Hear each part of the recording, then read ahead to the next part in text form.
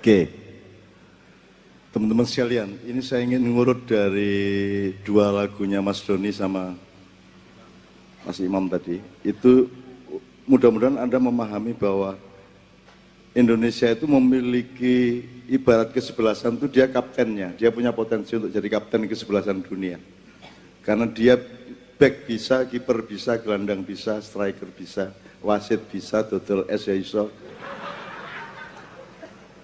kaos ya iso sak piturute. Artinya kita multi talent, kita ini tinggal memastikan kembali satu kepercayaan diri kita sebagai bangsa, itu yang hancur lebur sekarang. Dan pemerintah kita sampai hari ini tidak menolong sama sekali untuk membangun kembali, membangkitkan kembali kepercayaan diri, self-confidence kita.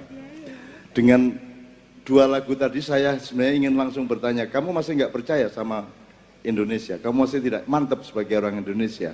Kamu masih tidak percaya kepada nenek moyangmu, kepada mbah-mbahmu, para kakek-kakekmu? Kan gitu.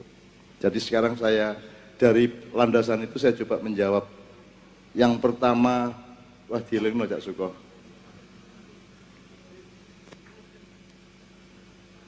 Sing pertama mau apa ya?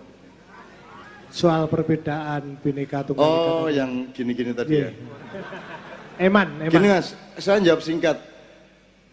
Anda harus berpikirnya gini, sebab dan akibat. Sekarang perbedaan itu menjadi masalah, itu sebab apa akibat? Ya. Kalau Anda tidak belajar sebab akibat, Anda tidak akan paham sejarah. Karena metodologi memahami kehidupan dan sejarah itu Anda mengetahui mana sebab, mana akibat. Meskipun akibat akan menjadi sebab yang baru bagi akibat berikutnya. Tapi dialektika dan dinamika sebab akibat ini harus menjadi cara pandang utama, kaifiyah atau metodologi.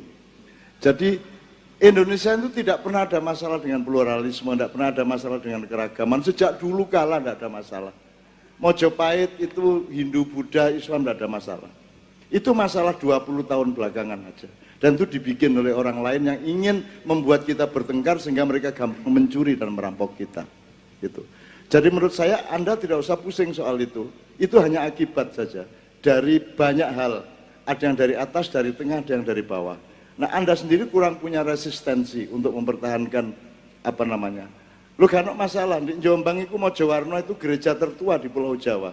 Ya, sampai hari ini dengan orang Islam di sekitarnya tidak pernah ada konflik apapun sama sekali. Tidak ada masalah, apalagi kalau mayoritasnya Islam, yang lain pasti akan selamat. Ya, meskipun saya tidak akan melanjutkan kalimat itu.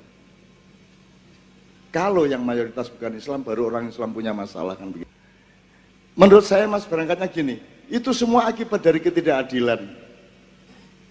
Kamu jangan ngomong gotong royong, jangan ngomong kerukunan. Itu cuman akibat. Kalau adil satu sama lain, kita pasti rukun, pasti gotong royong. Nggak bisa kamu bangun gotong royong sementara ada yang curang, ada yang tidak adil. Betul enggak? Nah, tidak adil itu bisa polisi pemerintah, bisa aplikasi pembangunan, bisa sikap sosial, bisa perilaku budaya dan seterusnya. Selama keadilan itu tidak berlangsung, maka problem akan banyak sekali. Dan jangan dipikir borok itu masalahnya, borok itu akibat dari data yang tidak benar, gitu loh Mas. Ya Mas ya. Jadi menurut saya nomor satu, memperjuangkan keadilan aja. Yang lain-lain itu akibat kok, gitu loh Mas. Saya tidak pernah ada masalah kok, maknya tidak pernah ada masalah toh. Anda di Bang Wetan sampai pagi, apa pernah tahu di samping Anda agamanya apa? Gak ada masalah. Dan sejak dahulu kala tidak ada masalah di Indonesia. Itu bikinan mereka.